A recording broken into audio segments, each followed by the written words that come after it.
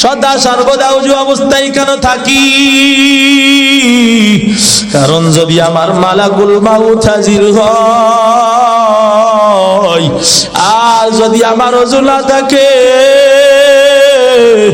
এমন অবস্থায় যদি মালাকুল মাউত আমার কাছে হাজির হয়, ঈমান নিয়ে মরতে পারবো কিনা জানা নাই। আর যদি ওই ওযু অবস্থায় থাকি, আশা করা যায় ঈমান নিয়ে মারা যাবে। মায়ার নবী সাল্লাল্লাহু আলাইহি ওয়াসাল্লাম কয়, যে বান্দা সদা সর্বদা ওযু অবস্থায় থাকবে, মালাকুল মাউত যখন তার কাছে হাজির হবে, ওই সময় ওই আল্লাহর বান্দার জবানে কালিমা জারি হয়ে যাবে। আর যেই বান্দা ওযু অবস্থায় থাকবে না, ওই বান্দার জবানে কালিমাও জারি হবে না। এই জন্য ওযু অবস্থায় সদা সর্বদা থাকা লাগবে। এরে আল্লাহর বান্দারা, মায়ার নবী কিন্তু আমাদেরকে শিখাইছেন, ও দুনিয়ার উম্মতের দল, দুনিয়ার ভিতরে আদবের সাথে কাজগুলা করো। আমি নবী যা শিখাইছি ওই শিখানোর উপরে আমল করো।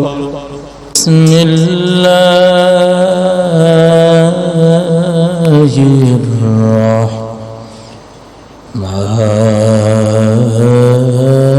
রহমানির রহিম।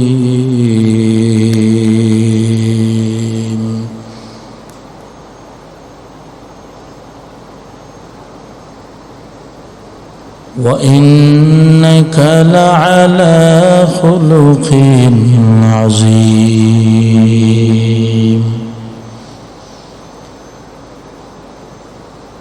وقال رسول الله صلى الله عليه وسلم: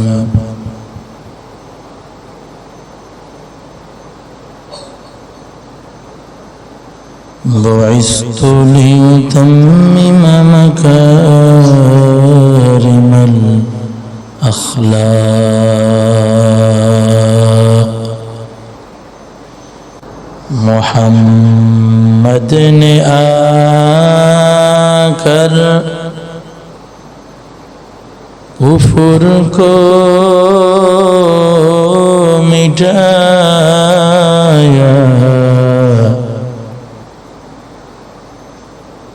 محمد نے آکر کفر کو مٹایا.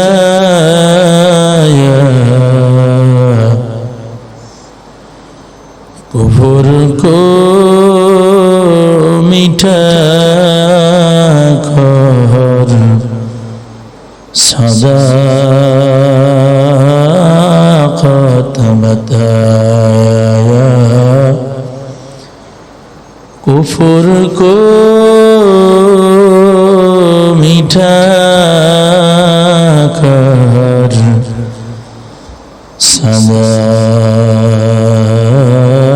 صداقت بتایا. اللهم إني أعوذ بك من الخبث والخبائث. এই দোয়া কখন পড়বা? এই বাথরুমে পা লাগানোর পরে পড়বা না, বাথরুমে যাওয়ার আগ দিয়া বাথরুমের দূর থেকেই পড়িয়া ফেলবা। বাথরুমে ঢোকার সময় বাম পা দিয়ে ঢুকবা, আগে বাম পা ঢুকাইবা, এরপরে বাথরুমে ঢুকবা। বসবা কেমনে এইটাও নবী শিক্ষা দিছে না দেয় নাই? কথা বলেন। বাথরুমে বসার সময় কেমনে বসবা আল্লাহর নবী শিখাই। ও উম্মতের দল, বাথরুমে বসবা এমনি, বাম হাতটা এই কুকচির ভিতরে দিয়া, বসার সময় বাম হাতটা কুকচির ভিতরে দিয়া, ডান হাতটা ডান পায়ের উপরে দিয়া মাথাটাকে সুন্দরভাবে ডান হাতের উপরে রাখবা। বসার আদব শিখাইছে না শিখাইছে? আমরা কেমনে বসতাম পরিবর্তন করবেন তো ইনশাআল্লাহ। বাথরুমে বসার সময় নবী শিখাইলেন বাম হাতটা কুকচির ভিতরে দিয়া এমন ভাবে রাখবা যার দ্বারা পেটের ভিতরে একটা চাপ সৃষ্টি হয়। আর এই রকম ভাবে বসে দেখবেন বাথরুম আমার ক্লিয়ার হবে। বাম হাতটা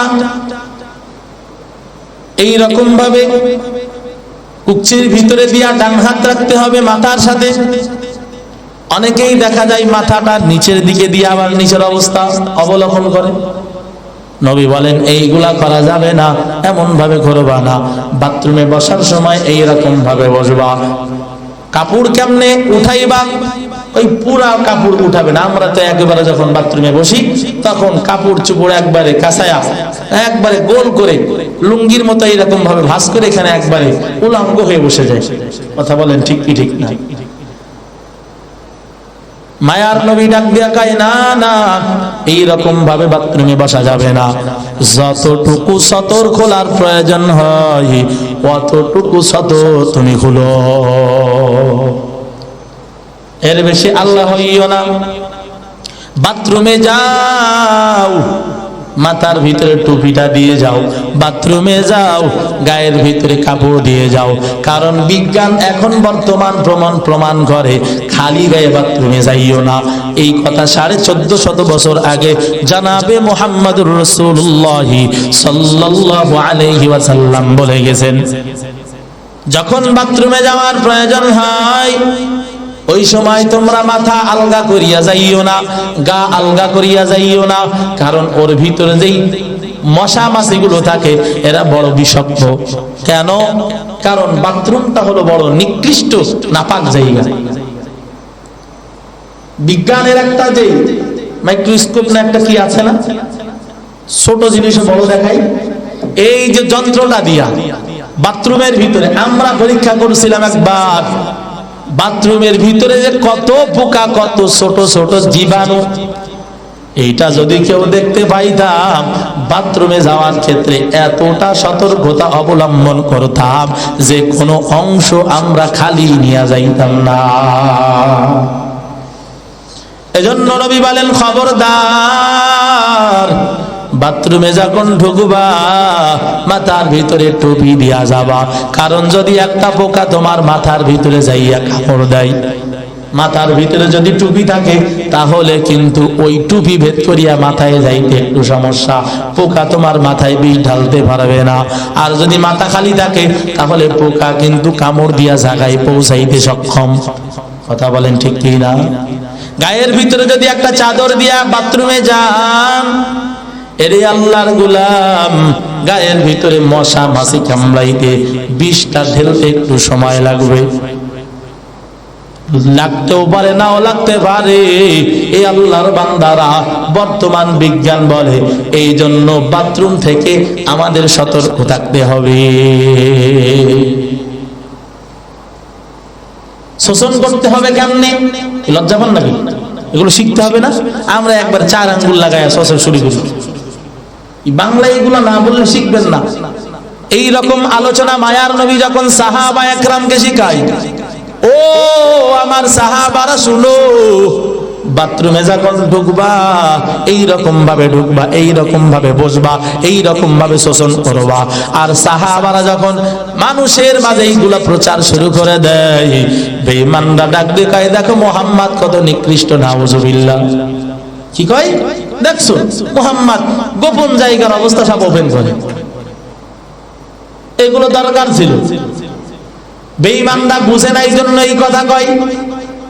সাহাবাদেরকে ডাক দিয়ে কয়, ও সাহাবারা শোনো, মুহাম্মদ কি তোমাদেরকে বাথরুমে যাওয়া এই নিকৃষ্ট কাজটাও শিক্ষা দেয়?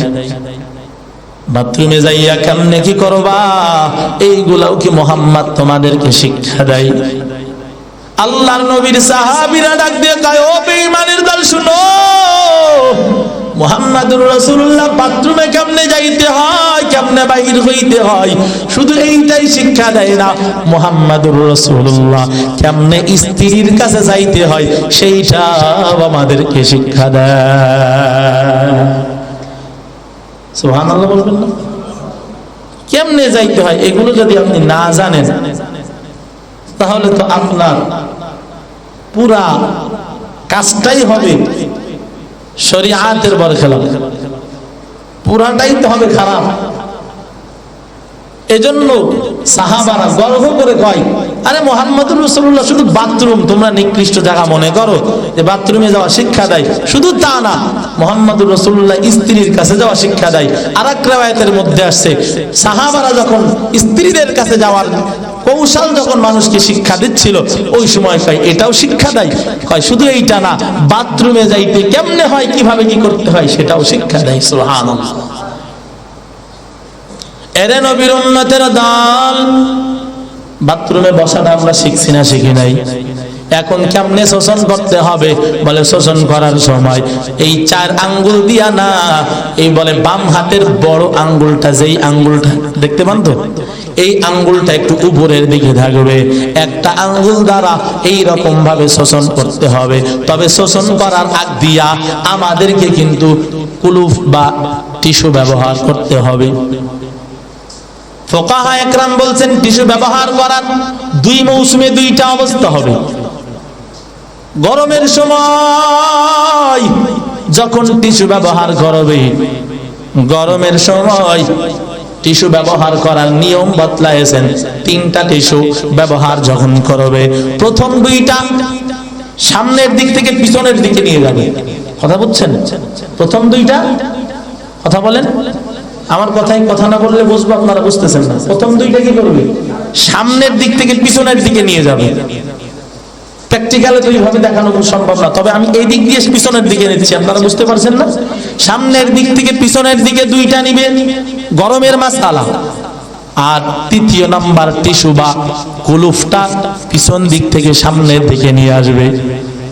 আর শীতের সময় যখন ঢিলা বা কুলুপ ব্যবহার করবে, টিস্যু ব্যবহার করবে, ওই সময় শীতের সময় আগের 2টা পিছনের থেকে সামনের দিকে আসবে, পরেরটা সামনের থেকে পিছনের দিকে যাবে। এইভাবে টিস্যু ব্যবহার করবা নবী শিখাইছে। এরে আল্লাহর গোলাম, শুধু তা না, মায়ার নবী বলে বাথরুমের ভিতরে কোনো জিকির আজগার করা যায় না, কোনো আল্লাহর নাম নেওয়া যায় না, কিছুই করা যায় না।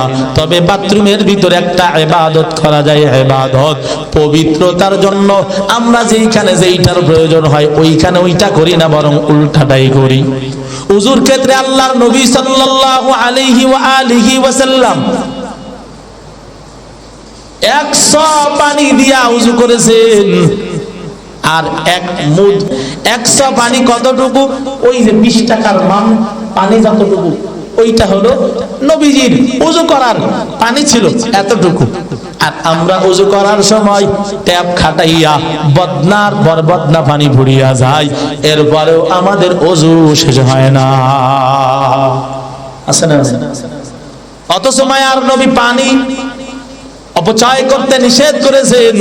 মায়ার নবী বলেছেন, খবরদার ও দুনিয়ার মানুষ, তোমরা পানি অপচয় কম করো, ওযুর সময় পানি অপচয় কম করো, গোসলে পানি অপচয় কম করো, তবে বাথরুমে যাইয়া পানি খরচ করো। ওখানে পানি খরচ করে না, খরচ করে কোথায়?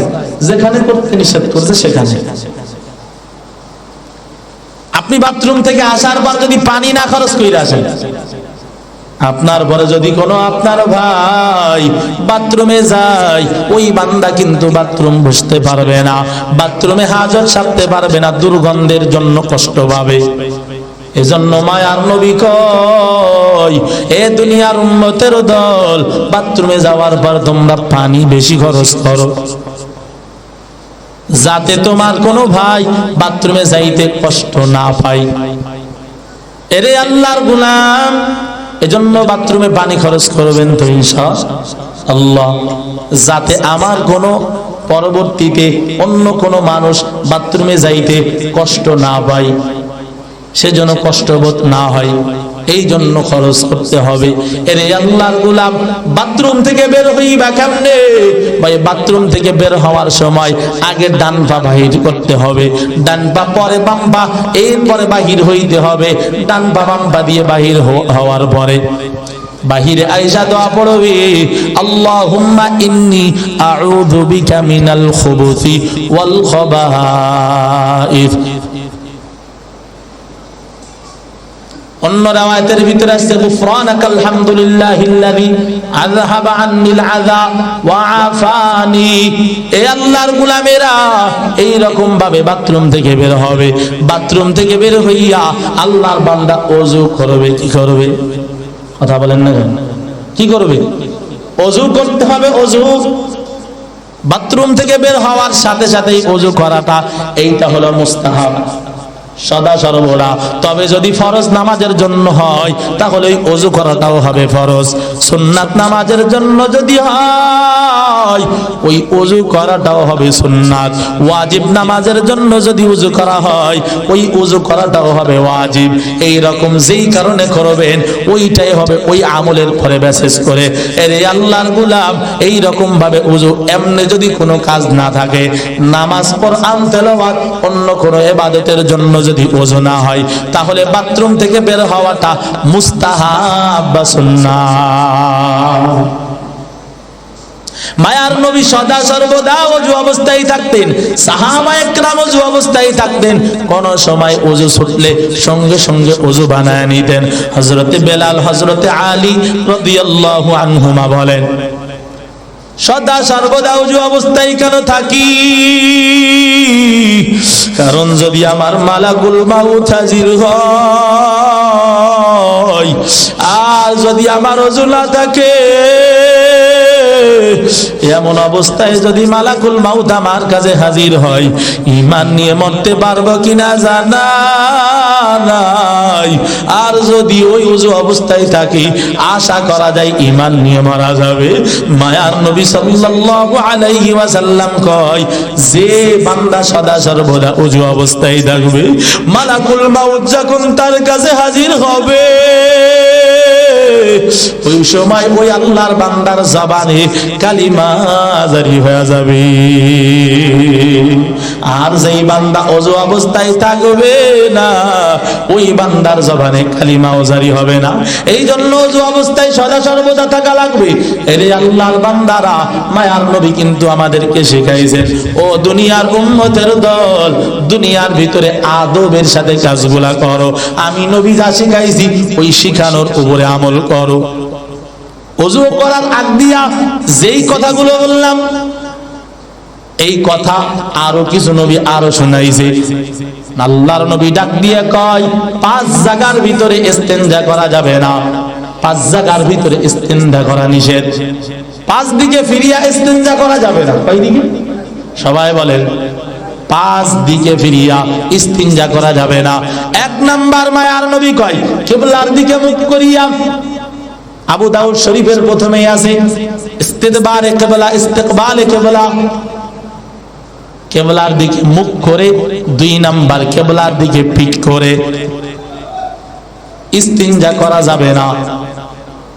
কিবলার দিকে মুখ করে হোক আর কিবলার দিকে পিঠ করে হোক, কোন অবস্থায় সেই দিকে ফিরে ইস্তিনজা করা যাবে না। 2 নাম্বার চন্দ্র ও সূর্যের দিকে মুখ করিয়া ইস্তিনজা করা যাবে না। 3 নাম্বার প্রবল বাতাস চলতেছে, এই বাতাসের দিকে মুখ করিয়া ইস্তিনজা করা যাবে না।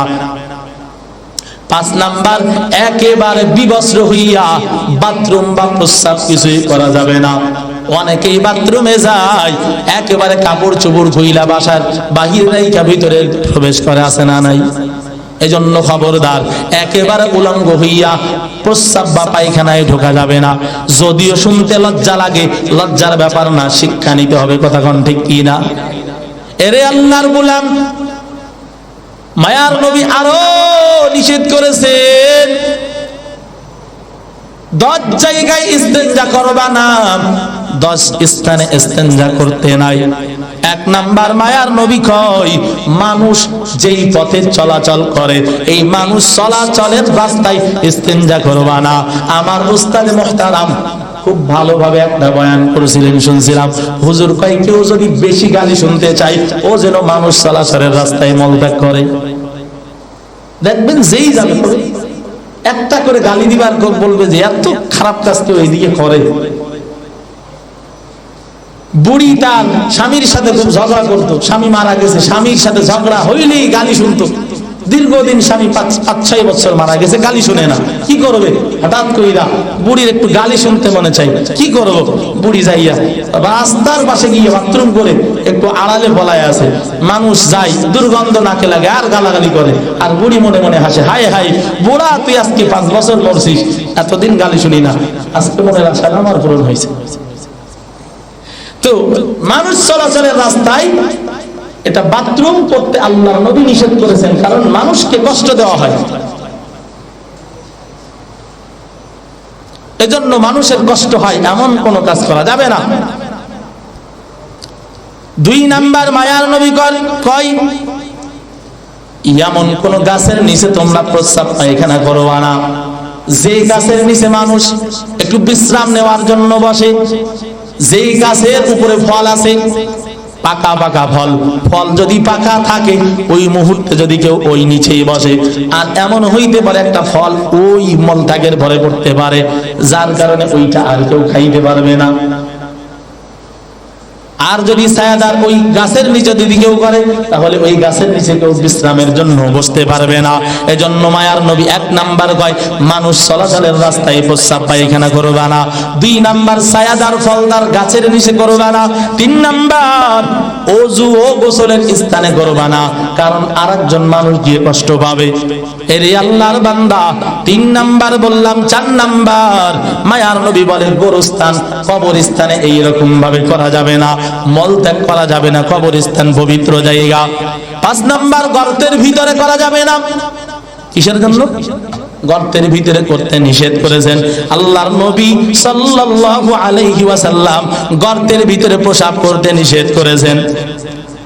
নাসাই শরীফের ভিতরে একটা হাদিস আছে, আল্লাহর নবীর সাহাবী সাদ ইবনে উবাদা খাজরাজি রাদিয়াল্লাহু তাআলা আনহু, উনি একদিন নবীজির মসজিদ থেকে বের হইয়া সাদ ইবনে উবাদা খাজরাজি রাদিয়াল্লাহু তাআলা আনহু প্রস্রাবের ব্যাগ ধরেছে, আর সাদ ইবনে উবাদা খাজরাজি গিয়া বাহিরে আইসা একটা গর্তের ভিতরে গিয়া প্রস্রাব করা শুরু করেছে।